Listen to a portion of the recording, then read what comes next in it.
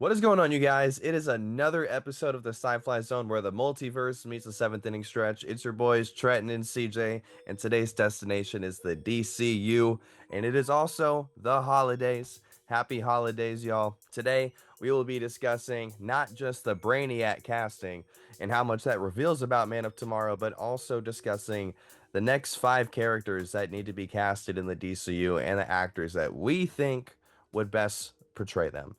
But before we get into that, I do want to personally apologize for the sudden halt in content in the past couple of weeks after the Supergirl trailer breakdown. We had a hat trick of issues going on. I was finishing up my finals at my CSU. We had to shop for Christmas presents, wrap the presents. Algorithm was also not really pushing our content, mainly our shorts at the time. So we wanted to do an algorithmic reset.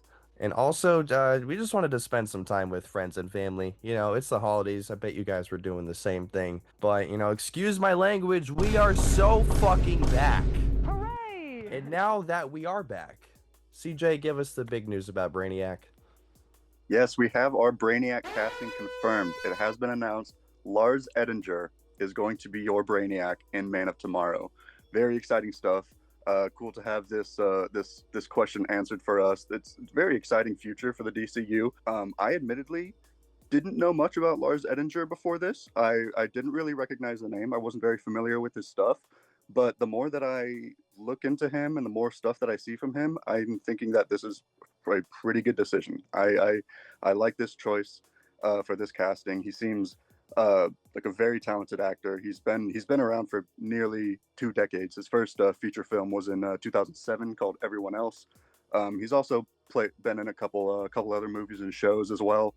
And he seems like he plays the cold and sadistic villain pretty well. So I think he's going to be a good fit for Brainiac, and I'm excited to see what he can do on the big screen. Yeah, I'm really interested to see what they're gonna do with this guy because he definitely does seem like the right fit. And I do like that they went with a bit more of an unknown name here in the US. Obviously, internationally, this guy is established. It would be very ignorant of me to say this guy is an unknown actor because he's been nominated for five various Best German Actor awards in his career, and those include lead roles as well. So he has the ability to lead a film or a show, whatever it may be, and he's also a DJ and a rapper. So knowing James Gunn, Brainiac is gonna be rapping in the credits of the movie for just a fun little gimmick because James loves his music notes in the movies, and I think that would be kind of a fun little meta thing for Brainiac to do. That would be great. We know how much James Gunn loves to insert the music that he enjoys into the movies and like make it an actual part of the film as well, not just like sort of like backing tracks. So yeah, maybe we'll get Brainiac spitting a few bars while he's taking on Superman and Lex Luthor. But he is, like you said, he's absolutely established overseas. Maybe not as popular in the U.S. here. I feel like there are going to be a good number of people kind of in a similar boat to us who haven't seen a lot of his previous work. But by the time we go into the theater and see what he does as Brainiac, we're going to come out of it thinking, wow, this was a really good decision, and he crushed it. So I'm really excited, very optimistic about how he's going to do, and just optimistic about the Man of Tomorrow movie in general because it's going to be big. It's going to be a big deal for the DCU. Yeah, it's gonna be a huge deal. And honestly, just from watching a few clips throughout his various projects that I've seen online since he's been casted, I'm gonna tell you right now, he is gonna have one of the best villain monologues of the whole year when this movie comes out. Like when he comes on screen for the first time, explaining away the circumstances, rationalizing all the damage and the fear, somehow making his perspective probably one of a savior, maybe a martyr, perhaps even a man of tomorrow. Ooh. I really think that Lars is going to be the guy who's going to be able to deliver that. I think he's a good choice for that.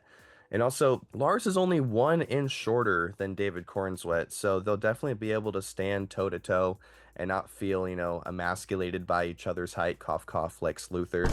And honestly, I think Brainiac will also have those like metal tentacle arms, kind of like Doc Ock, purely from a visual perspective to raise him up a bit higher, make him feel more like a force of nature rather than just like a green dude in a metal suit and pink orbs in his head. He needs to be more than that. But, everyone, including you and me, is hyping this guy up to be way more than that. Like, not gonna, like, he's not like dark side level, but he could be in the future, and he's a very lethal threat right now, regardless. Like, Superman and Lex Luthor need to team up to beat this guy. And if Lex Luthor is capable of almost destroying the planet, with the rift that happened in Metropolis, that if left untouched could have gone throughout the whole planet, then Brainiac needs to kind of raise the stakes higher than that. He needs to promise destruction along with other worlds as well.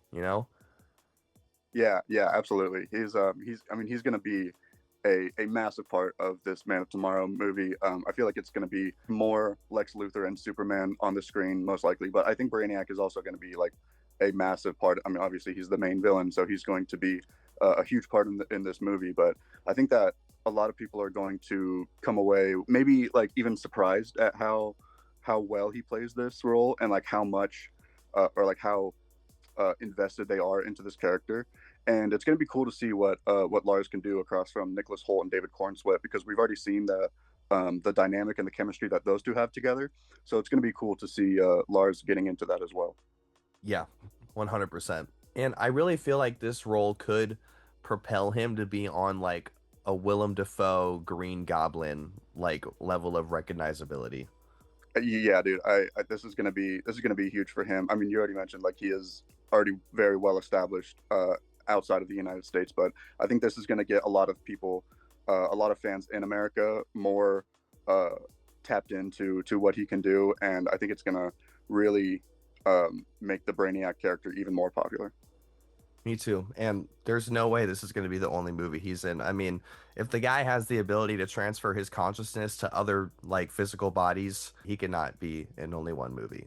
Just no. Yeah, absolutely. It would not make any sense for him to die in the first movie that he appears in. With the powers that he has. We've seen, for those of you who've seen X-Men First Class, Darwin was supposed to be this like unkillable mutant. He was supposed to be able to like adapt to any environment possible, and then he dies within like 15 to 20 minutes of him being in the movies. So yeah, we don't need another Darwin situation for Brainiac. He's going to be huge for the future of the DCU. Yeah, dude, that would be like if you set up Brainiac to be like one of the biggest villains in the entire universe, and then he were to like die from something like a huge army of ants or something like Yeah, that.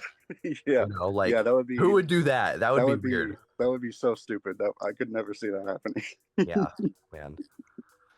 Ugh. Well, he's not Brainiac the Conqueror. But yeah, let's get into the 5 characters that we're going to be fan casting. We have Batman, Wally West Flash, Booster Gold, Plastic Man, and Cyborg. Those are going to be our 5 guys that we're going to be working with today and who we think should be playing these guys. So, CJ, lead us out. Yeah, let's start with the biggest character that has not been cast yet so far in the DCU. Let's go with Batman. There have been a lot of possibilities for who could play this character. From Mr. Vengeance. Yes, Mr. Vengeance. Who's it going to be? And the name that I've been hearing that I think could make the most sense would be Alan Ritchson. Alan Ritchson, he's been really popular. He's been huge in the last couple of years with what he's been doing on screen. He is a 3-time Critics' Choice Award nominee from 2023 to 2025, all 3 years in a row for what he's been doing on Reacher.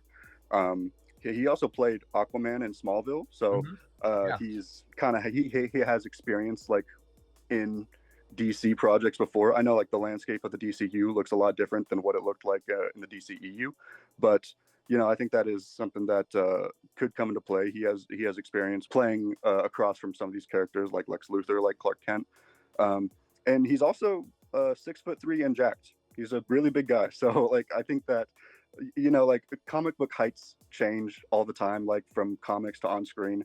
But when you have a Superman like David Cornsweet, who is 6'4" himself and also in incredible shape, I do think that would add to Batman's character if he can kind of stand basically toe to toe with Superman and kind of like have his own physical presence on screen as well. I think that's a huge part of like the like, for lack of a better term, the aura of the character. Yeah, You man. know, he's so I think Alan Richardson I think would be really great for this role. Yeah, man, I've seen so many people saying that he should play Batman, and I'm totally with you on it. Like for real. He's got that physicality for sure. I mean, like you said, he's jacked. And also, he's got range. I mean, like he can play like a whimsical, funny guy. He can play like a lethal military guy.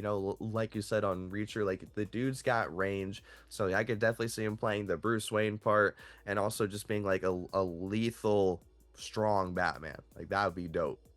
Yeah, yeah, 100%. I think that's sort of the tricky thing with casting Batman is there. I've seen a lot of names that like this person would make a great Batman, but how good of a Bruce Wayne would they be? You know, like it's kind of a it's going to be tricky to like find someone who can play both parts very well because they're both huge aspects of this character. Yeah, exactly. And depending on the story, one usually kind of takes the driver's seat and one usually kind of takes the back seat. Like, I feel like whoever we get will kind of determine what aspect of Batman is going to be focused on in the next appearance that he makes. Yeah, yeah, absolutely. And personally, I want my Batman to be like a myth, like a mythical being, force of nature, kind of like how Robert Pattinson, like he said, like his Batman is the shadows. You know what I mean? Like I want that vibe for that Batman. And I also still want him to have the world's best detective aspect as well.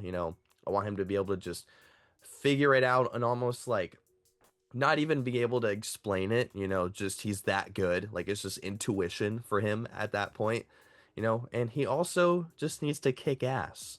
So my fan cast is going to be the guy who literally played a character named Kick Ass, and that is Aaron Taylor Johnson. I think he can play the good looking rich guy for the Bruce Wayne aspect.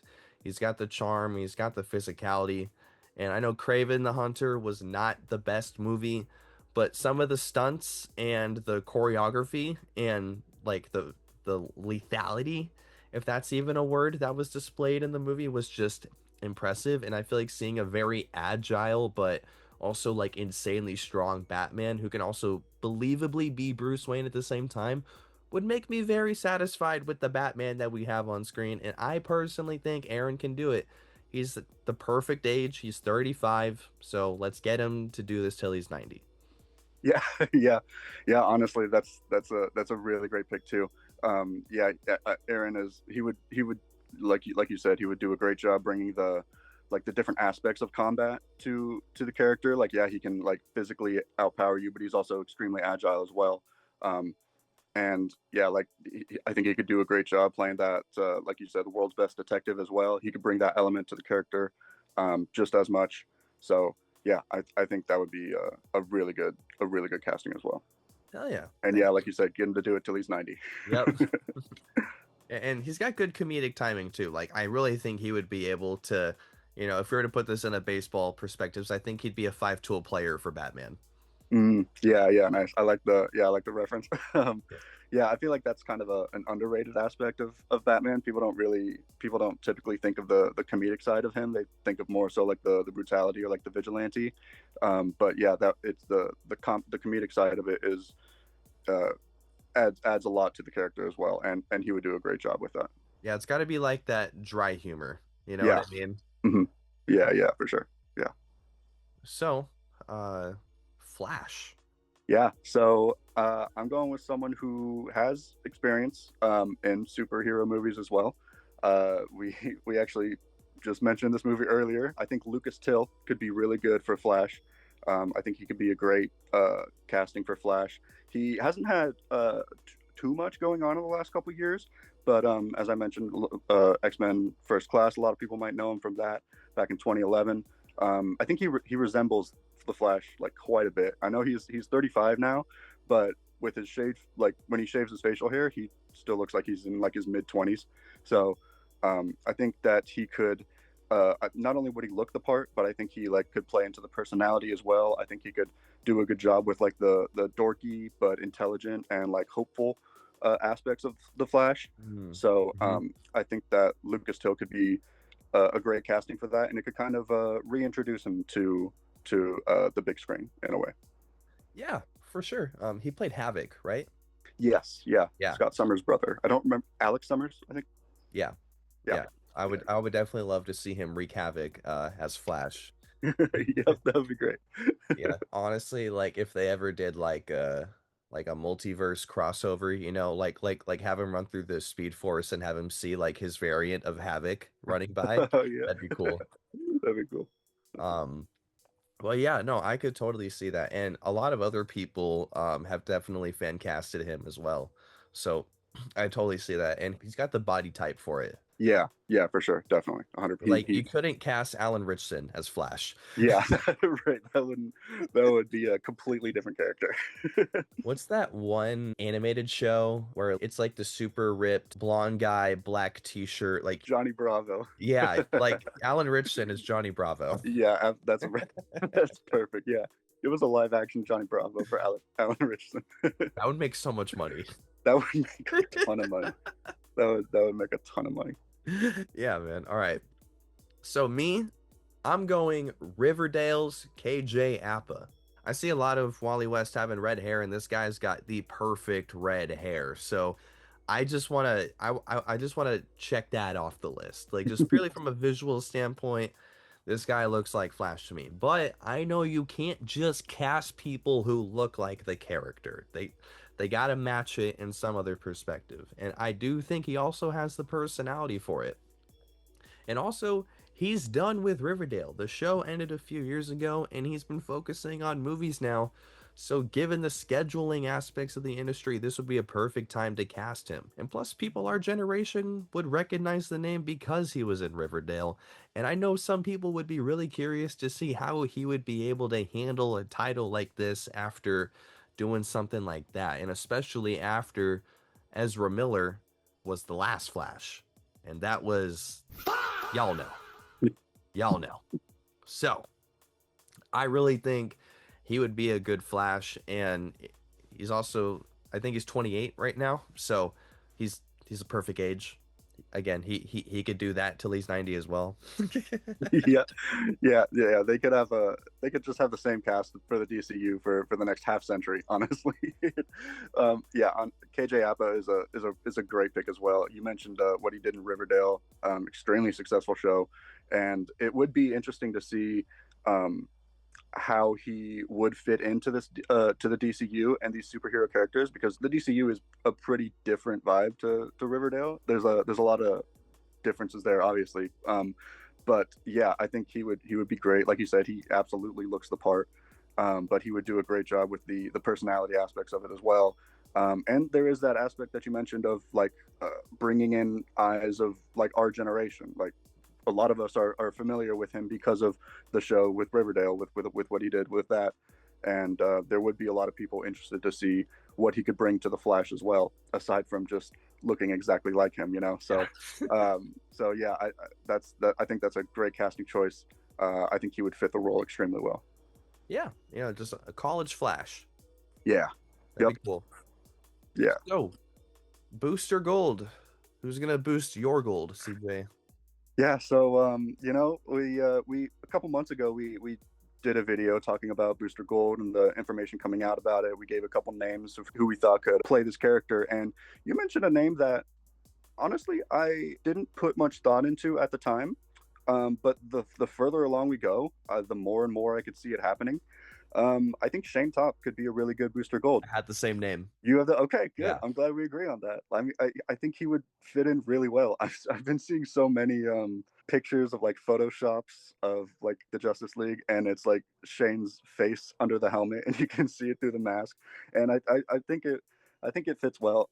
He fits the like flashy, arrogant, fame-centric character. I'm not saying like Shane Top is all those things, but he does a good job at playing characters like that.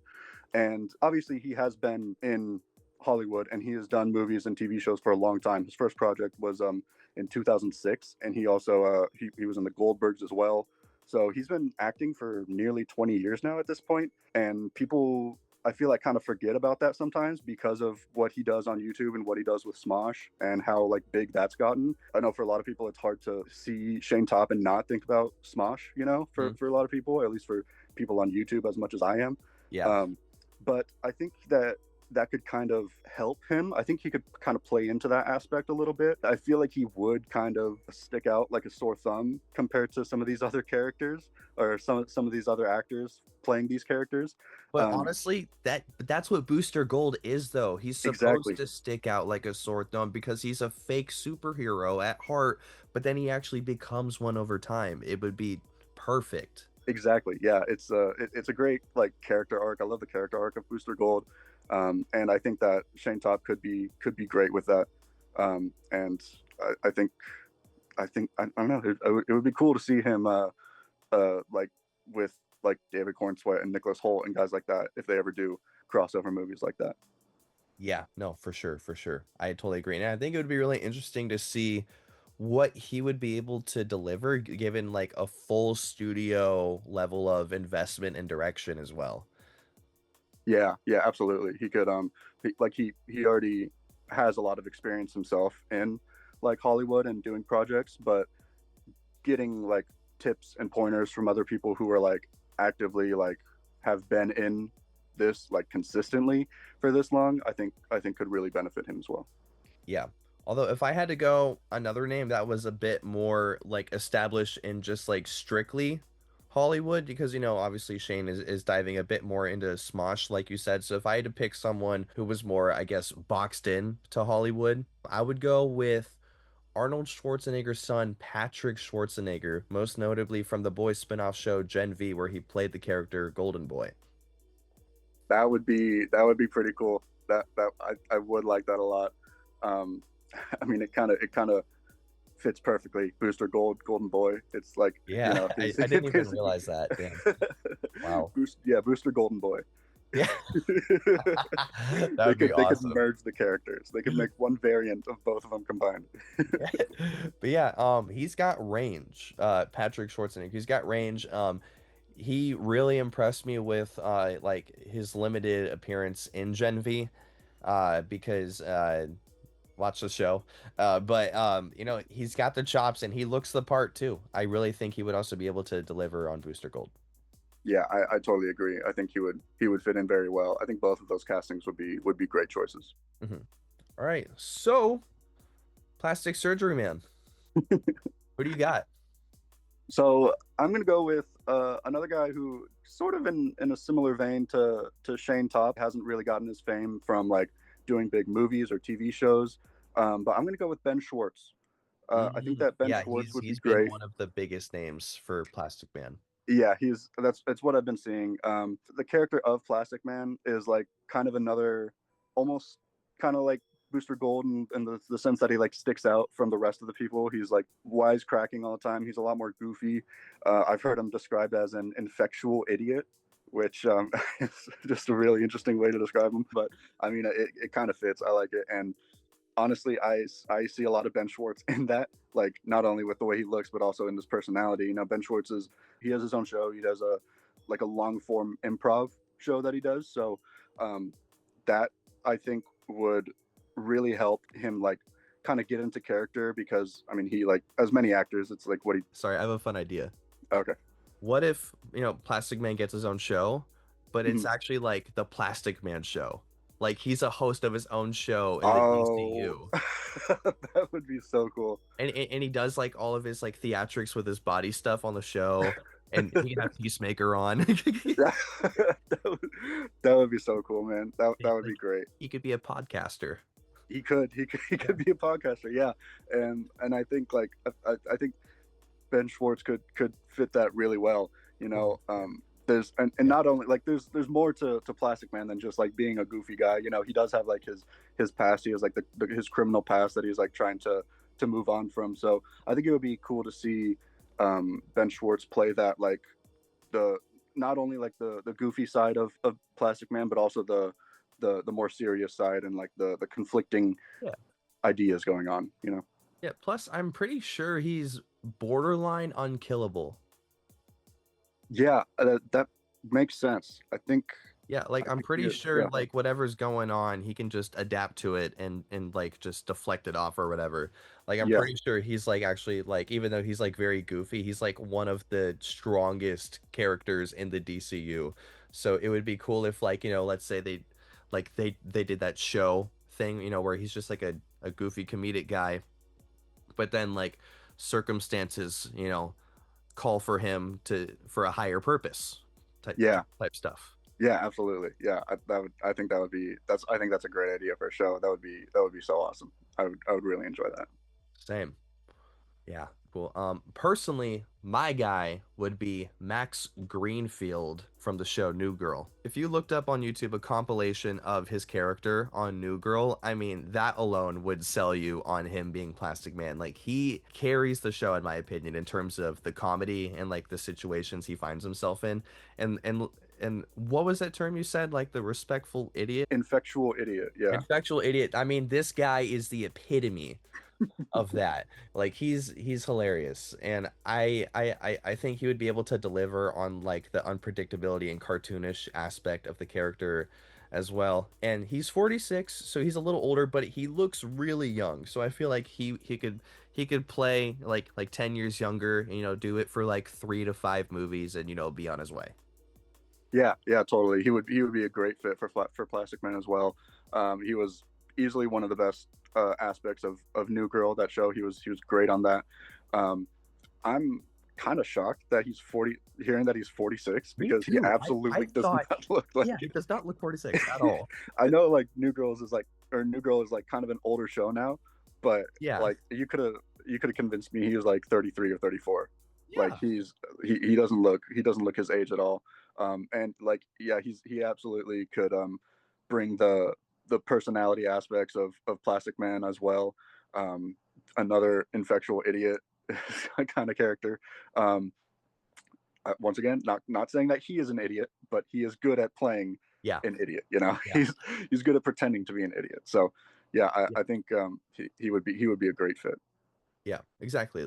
Exactly. So, last but not least, probably one of the more important characters, Cyborg. He needs to be done well, and he needs to be in a lot of stuff. He's a very interesting and important character. So, who's going to play this guy? Yeah, this is an important casting as well. You mentioned he's a very important character. Um, the cyborg that I am casting in this sense is going to be early to mid 20s cyborg, and I think for that casting, Tyler James Williams would be great. I think that he could Mm-hmm. I think that he could do really well with this character. A Mm-hmm. lot of people probably know him from Abbott Elementary. He's a two-time Critics' Choice nominee, three-time Primetime Emmy nominee, and a Golden Globe winner. And he was a Young Stars Award nominee at the BETs in 2010. So he's another guy who's been doing this for a long time and been extremely successful for a long time. Mm-hmm. Um, no, a lot of people probably know him from Abbott Elementary, but if you go back to the Disney Channel original movies, you might know him from Let It Shine as Cyrus. I might be a busboy, but you just got served.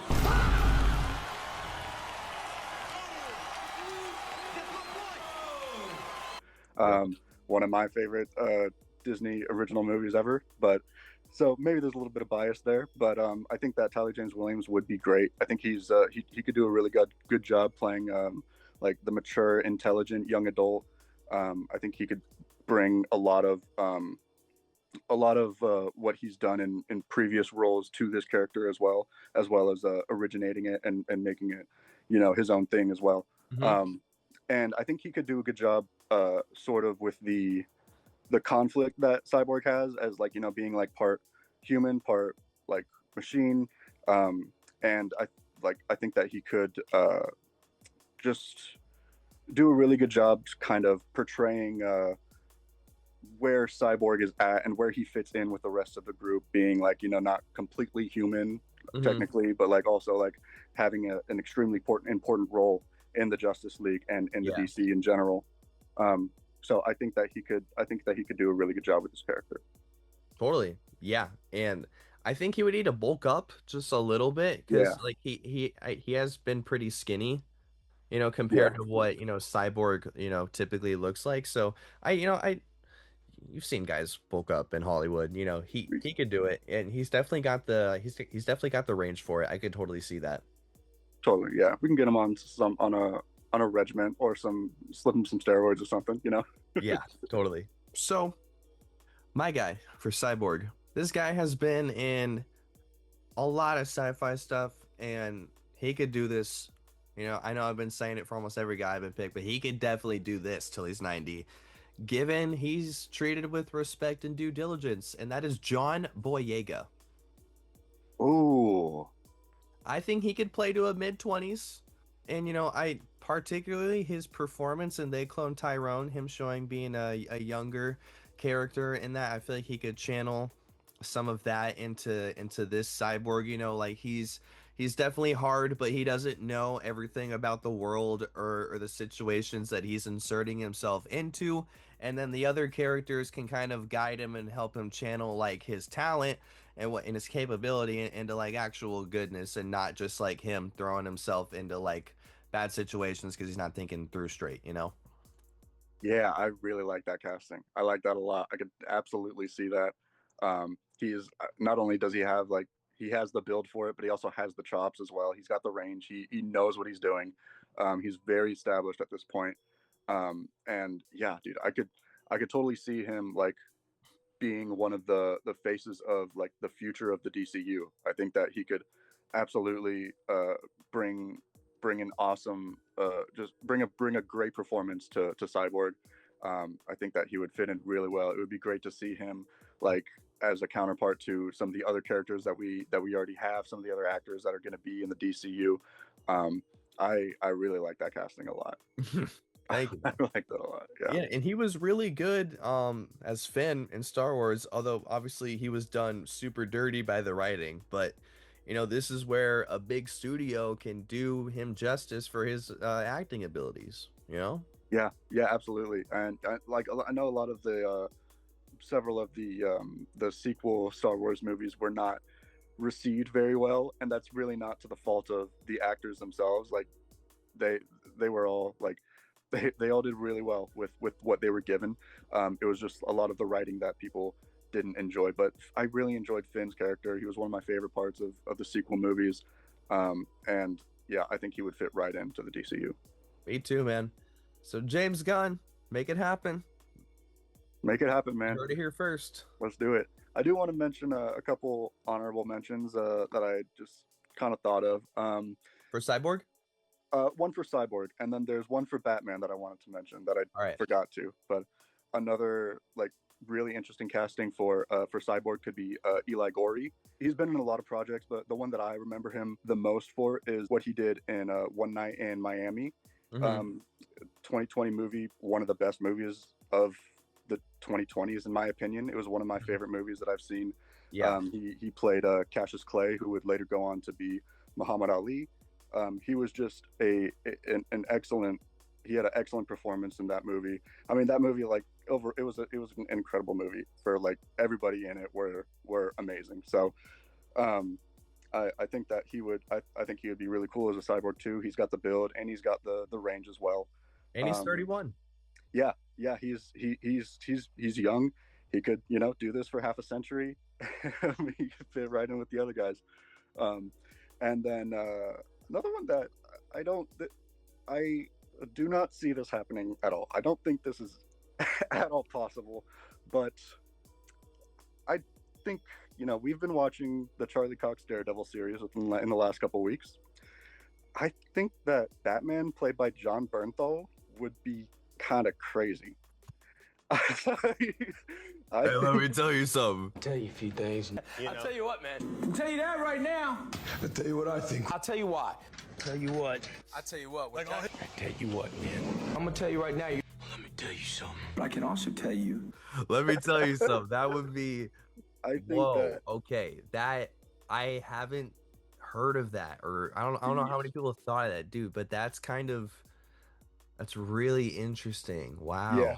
yeah, I haven't really seen it online. I haven't seen people like debating about it. I know he's coming back as Punisher in Brand New Day. He's hopefully going to be in in multiple Marvel movies in the future. So I don't really see it as a possibility. But I think that John Bernthal, like what he could bring to a Batman character, would be incredible. Like what he's been doing as, or what he's done as the Punisher, has been incredible.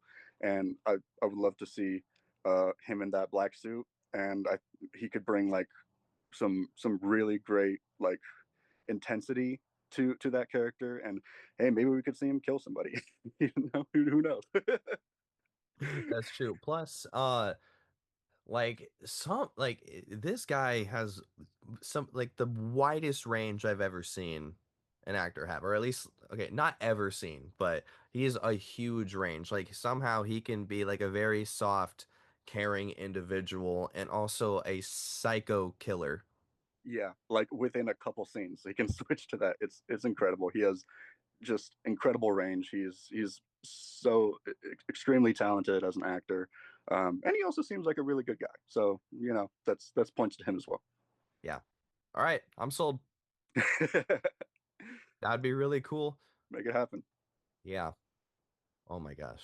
Yeah, that'd be so cool. So yeah, those are our fan casts, and that's also us breaking down the Brainiac stuff. If more stuff comes out about the DCU, we'll definitely break it down. We're going to be covering the Wonder Man show coming out very soon, so stay tuned for that. And we'll also be breaking down more of the Avengers Doomsday leaks once more stuff comes out. Because I'm gonna be honest, like that little clip of Captain America, it doesn't give enough. So we want to have a bit more to work with, so that we can have all of it in like one video where we can all break it down as like one big piece, so we can have as much context as possible and everything, so we can give the best possible theory. Yeah, absolutely. Yeah. So stay tuned for that. And if you're into baseball, we'll be breaking down more of the off-season stuff that's been going on as well. Some big trades and signings have happened recently, so stay tuned for that. But yeah, that has been the Sci-Fi Zone, where the multiverse meets the seventh inning stretch. We hope to see you on the next one, and happy holidays. Later.